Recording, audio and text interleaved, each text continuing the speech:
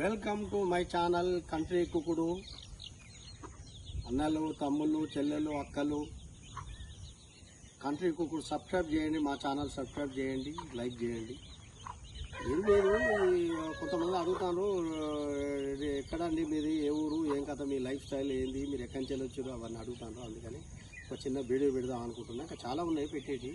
జీవితం మొత్తం ఒక బైబిల్ లాంటి స్టోరీ ఉన్నది, ఒక భగవద్గీత లాంటి స్టోరీ ఉన్నది, ఒక ఖురాన్ లాంటి స్టోరీ ఉన్నది నా లైఫ్లో.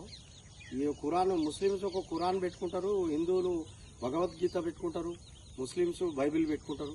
ఆ బైబిల్లో ఎలాంటి స్టోరీ ఉంటుందో అలాంటి స్టోరీ నా జీవితంలో ఉన్నది.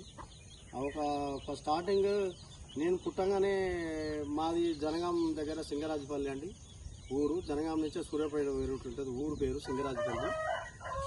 నేను ప్రజెంట్గా మాత్రం హన్మకొండలో కేఎల్రెడ్డి కాలనీ, కేఎస్ఆర్ గార్డెన్ దగ్గర లక్ష్మీ గణపతి కాలనీలో ఉంటుందండి. ఇక్కడ ములుగు రోడ్ నుంచి వెళ్ళి సాయి టింబర్ మర్చెంట్ పక్కకు, HP petrol bunk Sai timber merchant పక్కకు సిమెంట్ రోడ్ నుంచి డెడ్ ఎండ్కి వచ్చి అటు నుంచి వెళ్ళి లెఫ్ట్ సైడ్కి వస్తే ఒకటే రూటు మైసమ్మ ఎల్లమ్మ గుడి ఉన్నది. ఇక్కడ గుడి కట్టించాము. ఒక 4 సోదరులు ఉన్నారు, యాదవులు, బాబు యాదవ్, రాము యాదవ్ అని ఉన్నారు. వాళ్ళు కూడా నాకు సహకరించారు. ల్యాండ్ వాళ్ళదే. ఇక నేను కూడా కొద్దిగా షేర్ చేసుకొని కట్టించిన. ఈ మధ్యలో రీసెంట్లో మా ఫ్రెండ్ కూడా కొద్ది సాయం చేసిండు. ఈ గుడికి టైల్స్ ఇట్లా వేయడానికి ఆంజనేయులు అని ఒక ఫ్రెండ్ ఉన్నాడు హైదరాబాదు, ఆయన హైకోర్టు అడ్వకేటు. అతను కూడా కొద్ది సాయం చేసిండు. కొద్ది అమౌంట్ ఇచ్చిండండి. ఆ అమౌంట్ కూడా ఈ గుడికి ఉపయోగపడ్డది. ప్లస్ తర్వాత మా ఫ్రెండ్స్ కూడా కొద్దిగా అమౌంట్ ఇచ్చిండ్రు. అది కూడా కొద్దిగా ఉపయోగపడ్డది.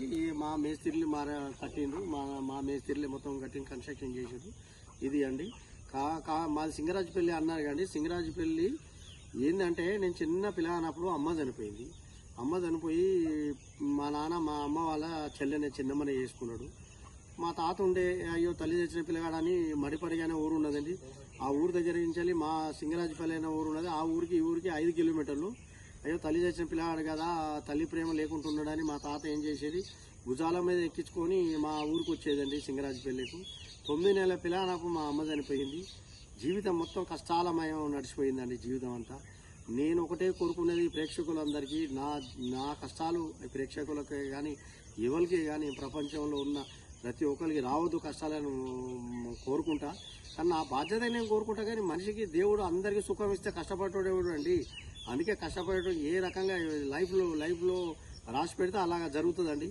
ఏ మనిషికి ఎట్లా కష్టపెట్టాలి, ఏ టైంలో సుఖపెట్టాలి అనేది అది పరమాత్ముడు పైన రాసి పెడతాడు. అది రాసి పెట్టిన ప్రకారంగా జరుగుతుంది. మనం పరిగెత్తి పాలు తాగినంత మాత్రాన మనం ఒక్కటేసారి ఎనర్జీ పెరగదు, మన బాడీ కూడా పెద్ద కాదు. ఎంత పరిగెత్తి పాలు తాగినా కానీ రాదు. అది మనం నిలబడి నీళ్లు తాగినా కానీ సంతోషం అనుకుంటా. నేను నమ్మిన సిద్ధాంతాలండి కొన్ని. ఎందుకంటే నాకు తెలిసింది నేను చెప్తాను. నేనే పెద్ద గొప్ప వ్యక్తిని కాదు అని నేను చెప్పుకోవట్లేదండి. కానీ నాకు తెలిసింది నేను చెప్తానా. దయచేసి ఏమైనా తప్పులు ఉంటే క్షమించండి. ప్రతి ఒక్కరికి ఈ మాటలు ఇవన్నీ నా లైఫ్ స్టైల్ ఇంకొకరికి ఇన్స్పిరేషన్ లెక్క అవుతుంది, ఉపయోగపడుతుందని నేను ఆలోచిస్తున్నా. నా లైఫ్ ఇంకొకరికి ఇన్స్పిరేషన్ లెక్క అవుతుందని నేను ఆలోచిస్తున్నా. దయచేసి ఏమైనా తప్పులు ఉంటే క్షమించండి. అయితే మా తాత ఆ ఊరు నుంచి ఈ ఊరు వరకు భుజం మీద నన్ను మోసుకుంటూ వచ్చేది. అట్లా జర కొద్దిగా పెద్ద పెరిగిన. నేను ఒక 5 సంవత్సరాలు 6 సంవత్సరాల దాకా కూడా నాకు పుట్టెంటికలు తీయాలి, అట్లే ఎంటికలు జడ వేసుకొని ఉందును. అవన్నీ నాకు చిన్నప్పుడు గుర్తే ఉన్నది. అయితే నేను అన్నం తినేటప్పుడు, ఆ పెరుగన్నం తిన్నప్పుడు అట్లే నేను సప్పరించుకుంటే అట్లే మర్చిపోయేదండి, మర్చిపోయేది. నేను అన్నం తినేటప్పుడు సప్పరించి అట్లే మర్చిపోయేది. ఎందుకంటే నేను చిన్నప్పుడు తల్లిపాలు 9 నెలలు తాగిందండి. మా అమ్మ జరిగిపోయిన తర్వాత ఆవు పాలు, మేక పాలు ఇవి తాగే బతికాను. ఎందుకంటే ఆ తల్లిపాలు లేకుంటున్నా కాబట్టి ఆ పెరుగు అన్నం తిన్నప్పుడు అట్లా ఆలోచిస్తోంది. ఎందుకంటే అయ్యో మేము తల్లి పాలు జీకినప్పుడు ఎట్లా ఆలోచిస్తున్నా అట్లా ఆలోచించి ఆ పెరుగన్నం తిన్నప్పుడు ఇట్లా సపరించుకుంటే అట్లే మర్చిపోదు. ఎవరైనా పెద్దలు, మా తాతలు వాళ్ళు వచ్చేసి నన్ను కొట్టేటోళ్ళు. ఇట్లా కొట్టినాక అరే ఏం సపరిస్తానవరా, తినరా అన్నాక తినటోనప్పుడు అప్పటిదాకా ఏమనుకో పాలు తాగుతున్నా కావచ్చు అని అనుకుంటున్నాను. అలాంటి జీవితం వెళ్ళదీసిందండి. చిన్నప్పుడు తల్లి చచ్చిపోయినప్పుడు, ఎందుకంటే వాళ్ళ దగ్గర వీళ్ళ దగ్గరికి ఎవరికైనా చిన్న పెద్దోళ్ళ దగ్గర పోతే పొడా అని చెప్పేసి నన్ను సీదరించుకుంటోలేదు. ఎందుకంటే తల్లి లేకపోతే జీవితం అట్లే ఉంటుందండి. నాకు తెలిసిన తల్లి లేకపోతే మొత్తం ప్రపంచం కూడా వేస్ట్ అన్నట్టే ముచ్చట. కన్న తల్లి చాలా ఇంపార్టెంట్ అండి. ఏ తల్లి అయినా కానీ ఎంత కొడుకు మూర్ఖుడే కానీ తన దగ్గర చేర్చుకుంటుంది. అయ్యో నా కొడుకు ఇప్పుడు మంచిగా ఉండాలని కోరుకుంటుంది. ఇప్పుడు నా భార్య ఉన్నదండి, 30 సంవత్సరాలు అయింది నేను గల్ఫ్ కంట్రీకి పోయి.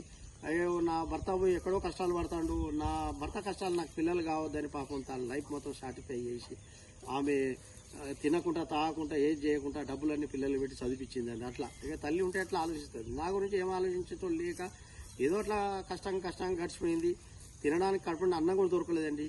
అసలు టైంలో ఒక 4వ తరగతి 5వ తరగతి వరకు మా అమ్మ వాళ్ళ ఇంటికాడ చదివాను. తర్వాత మా నాన్న రమ్మంటే సింగరాజపల్లికి వచ్చాను. అక్కడ కూడా ఒక సంవత్సరం చదివిన తర్వాత ఇక చదువు వద్దని అన్నాడు మా నాన్న. చదువు వద్దంటే లేదు అట్లా కాదు, చదువుకోవాలి, వాడు చదువుకుంటేనే, ఎందుకంటే రేపు ఒక 10th క్లాస్ చదువుకున్న వానంతరం వాడు బతకగలుగుతాడు అని చెప్పేసి మా చిన్నాన్న ఉండే ఒక దామోదర్ రెడ్డి అని ఆయన ఏం చేసిండు, ఆ సింగరాజపల్లి దగ్గర ఆ చిన్నమడలో ఊరు ఉన్నదండి, అక్కడ తీసుకొని హాస్టల్లో జాయిన్ చేసిండు. హాస్టల్లో జాయిన్ చేస్తే అక్కడనే కష్టపడి అట్లా చదువుకున్నా. 10th వరకు పాస్ అయినండి. 10th పాస్ అయిన తర్వాత హైదరాబాద్కి వెళ్ళాను. హైదరాబాద్కి వెళ్ళి ఇక్కడ కమర్షియల్గా ఈ కంపెనీలో పని చేసుకుంటూ అట్లే బతుకుంటూ వచ్చానండి. అన్ని కష్టాల వరకు ఇంటికాడ కూడా వ్యవసాయం కూడా బాగా కష్టపడ్డానండి. బర్రెలను కాసుకొచ్చి మొత్తం కట్టేసి దబదబ గడ్డి కోసుకొని స్కూల్కి పోయి అలాంటి కష్టాలు మస్తు తెలియజేశానండి. మేము చిన్నప్పుడు పాలు పోసి దానితోనే డెవలప్ అవుతున్నాము. ఇట్లా కష్టపడ్డానండి నేను. అట్లా ఈ బర్రెలు కాసుకుంటా ఇట్లా ఎన్ని కష్టాలు పడ్డానండి నేను. కష్టపడి జీవితం గడిపిన అది. ఎందుకంటే నేను ఇంకా కొద్దిగానే చెప్తాను, ఇంకా ఉంది చాలా విషయాలు చెప్పేది ఉంది. అయితే అక్కడ నాకు అంత కష్టపడి నేను చేసుకుంటా వ్యవసాయం కూడా వ్యవసాయం చేసినా కానీ అక్కడ ఇక మా నాన్న మంచిగా గట్లే ఉండేది. ఇక ఎంతైనా తల్లి లేకపోతే గట్లేనండి. ఎందుకంటే ఆ రోజుల్లో తినడానికి అన్నం దొరకలే, కడుపుండా తిందామంటే అన్నం దొరకలే. వాళ్ళు నాకు కడుపుండా అన్నం పెట్టలే, నాకు ఆకలి అయింది బాగా. పోయి హాస్టల్లో తిన్న తర్వాత మంచిగా అయినాను. అక్కడ హైదరాబాద్ పోయినాక అక్కడ హైదరాబాద్లో కంపెనీలలో పనిచేసుకుంటా నాకు కడుపుండా తిన్నాక అట్లా కొంచెం వయసు ఒక 18 ఏళ్ళు 19, 20 ఏళ్ళు వచ్చిన తర్వాత ఒక అశోక్ రెడ్డి అని మిర్యాలగూడ కాడ ఒక మా చిన్నాన్న వరుస అవుతాడు. అక్కడ దుకాణంలో ఓల్డ్ స్క్రాప్ దుకాణంలో నేను పనిచేస్తుంటే అక్కడ మన ఎస్ అనంతరెడ్డి అని ఖమ్మం డిస్టిక్ ఆయన ఎందుకో సందర్భం వాళ్ళ చుట్టాలు అయితే అక్కడికి వచ్చిండు. నన్ను చూసిండండి. చూసి ఆ అబ్బాయి బుద్ధిమంతుడు, మా మరదలు కూతురు ఉన్నది, మా అమ్మాయిని అనుకున్నాడు.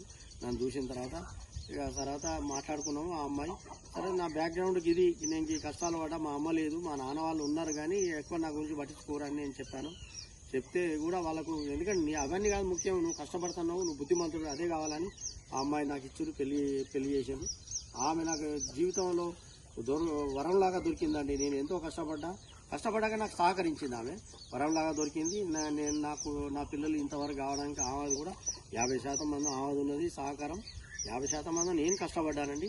ఇది ఒక ఎక్కువ వీడియో పెడితే చాలా బోర్ కొడుతుంది. ఇది ఒకటి నా లైఫ్, నేను ఎక్కడి నుంచి వచ్చినా ఏ ఊరు అని చెప్పానండి. తర్వాత గల్ఫ్ కంట్రీలో నేను ఎంత కష్టపడ్డానో అవి ఉన్నాయి. ఒక 2-3 పార్ట్లు 4 పార్ట్లు తీస్తేనే అది స్టోరీ అయిపోతుందండి. ఓకే అండి, దయచేసి ఏమైనా తప్పులు ఉంటే క్షమించండి. నాకు తెలిసిన విషయాలు నేను చెప్పిన, నా లైఫ్కి ఇది గడిచిందని, నా గురించి లైఫ్ స్టైల్, నేను ఎక్కడి నుంచి వచ్చినాయి కదా వివరాలు చెప్పాను. దయచేసి నేను ఏమైనా తప్పులు మాట్లాడితే క్షమించండి. మా ఛానల్ పేరు కంట్రీ కుక్కుడు అండి. లైక్ చేయండి, సబ్స్క్రైబ్ చేయండి. మీ లైక్ సబ్స్క్రైబ్ నాకు కొండంత అండగా ఉంటుందని నేను అనుకుంటున్నాండి. ఆ దేవుడు ప్రేక్షకులందరినీ ఎల్లకాలం చల్లగా చూడాలని నేను అందరికీ ఆ దేవుని కోరుకుంటున్నా అండి. సరే, ఓకే అండి. ఓకే, అందరికీ నమస్కారం అండి. అక్కలు, తమ్ముళ్ళు, చెల్లెలు, అన్నలు అందరికీ నమస్కారం అండి. ఓకే అండి, ఉంటానండి. గుడ్ ఈవినింగ్ అండి. శుభ నైట్.